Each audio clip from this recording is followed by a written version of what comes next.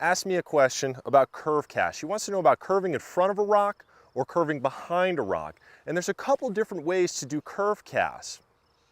Basically, with the curve cast, what she's trying to do is get the line to land in one direction, the fly to land in another. Perhaps you want to cast up against a bank and get that fly to swim up against the bank before it turns and comes back towards yourself or maybe that boat.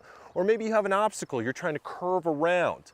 To the right or to the left, curve cast can be a pretty tricky cast, but with a little bit of practice, we can get these pretty easily.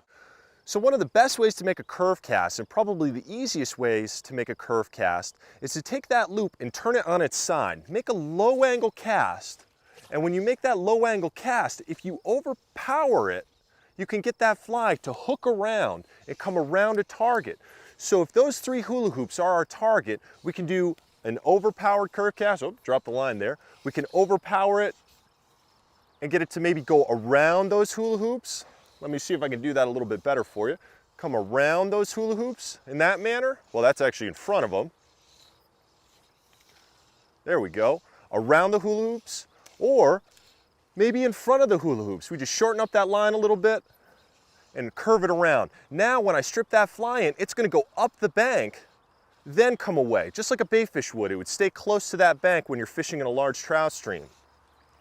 Another way to do a curve cast, other than overpowering that fly to get it to hook around our target, that was much better, is to underpower our curve cast. If I was casting it and maybe I wanted to make it curve to the right, if I do kind of a half-hearted forward loop, now that fly will hook around in the other direction. Now this one is very tough to be accurate. Notice I just gave it a little bit too much and it straightened right out. It's kind of a real half-hearted forward cast, and now we can get that fly to curve out in front of that target. To get it to curve a little bit further away, really kind of open up and come around, and now it starts to curve. That one's really, really tough to be accurate. Another type of curve cast that I like to apply is a little bit of a twist with my hand on that forward cast. When I'm coming to that stop, rather than stopping with my thumb right on top, I'm actually going to come forward and turn my hand to a little bit of a stop. This is a great way to get a nice curve cast to the right. I set up my target. Let's say I want to go beyond those hula hoops on the other side, and I twist to a stop, and that gets my fly to curl right around.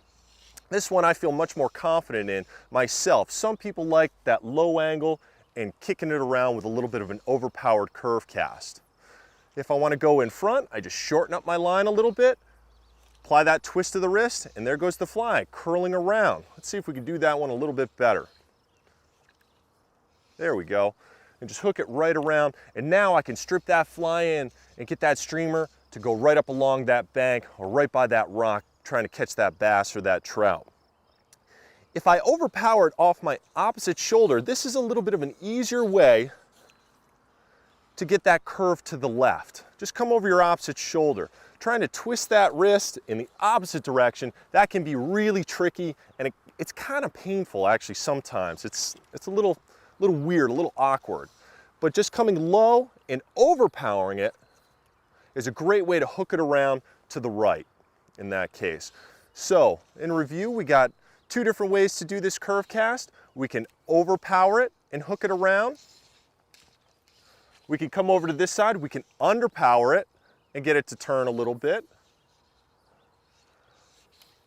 We can come over opposite shoulder and overpower it to hook it around. Or we can come over our normal shoulder and just apply that little twist of the wrist to hook it around in front of that bank. This twist of the wrist, that one's my favorite curve cast to make right there, because you get a nice well-defined 90-degree angle. So Cindy, I hope that helps you in your casting.